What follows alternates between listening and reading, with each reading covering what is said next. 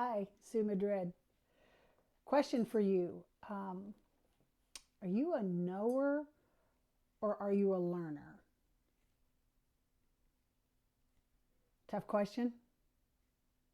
I'm a knower. Oh, wait. No, I'm a learner. No, wait. I'm a knower. I'm totally a knower, except for when I'm learning. So I'm a learner.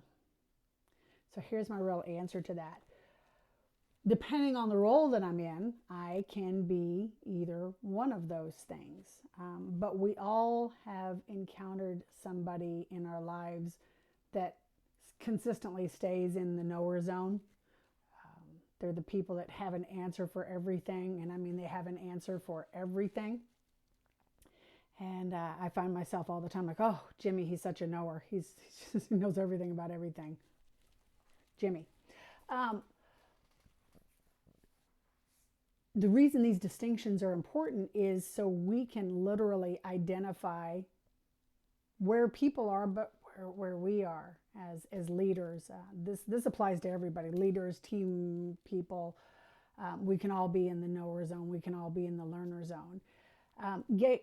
Gay Hendricks writes in his book, The Big Leap, about people in relationships who, when they're having a moment of disagreement, he and his wife literally, I don't know which one goes first. I don't know if it alternates, but the idea behind the practice is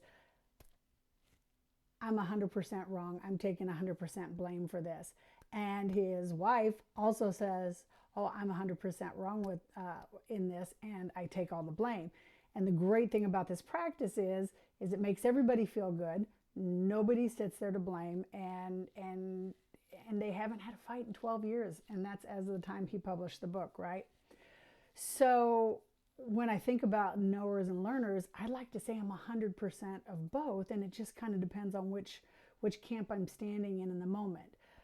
Sometimes I'm doing both of them, but I really try to be very alert and very aware which zone I'm in right this moment.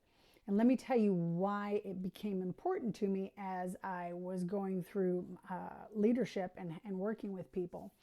So, one of the terrible habits I had was just giving answers, because giving answers is easy. It's so easy. You're always in a hurry, you're always between places, and somebody comes in and asks you something. You say, just mail the package overnight, early AM delivery, run about it.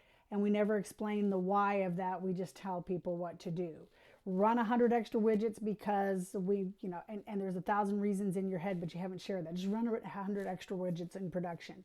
So we do that a lot, and sometimes we're in a hurry, and that's just how it is.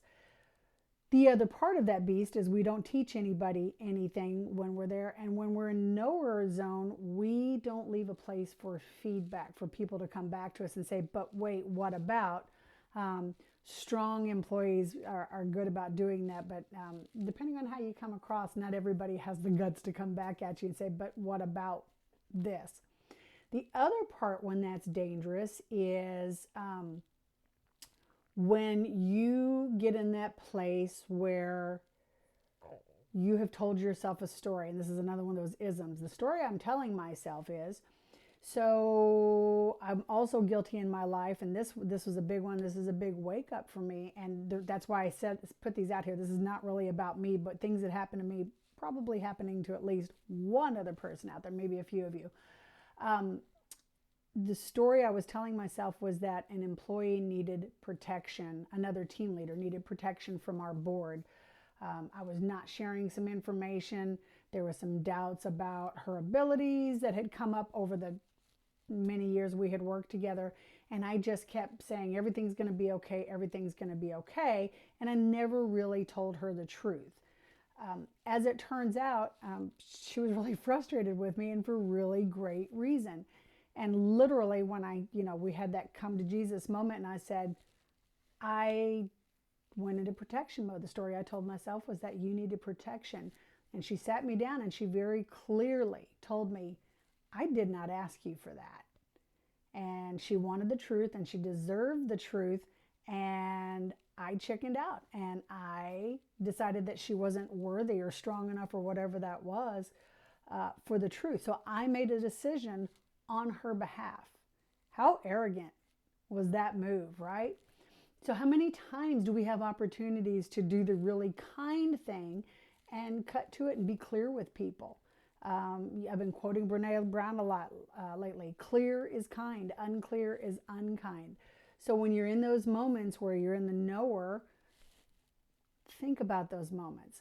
And hopefully when you're looking at some of these videos, you're finding yourself in a learner place. And you're like, oh, that's a really good point. I hadn't considered that. That's what I'm here for. I'm here to help people with answering those questions or asking the questions that are making people ponder, how does that apply in my life? That's all I have today. It's really great to talk to you guys. If you have questions, you can call me, you can email me. My website, suemadrid.com. Thanks so much. Have a great day.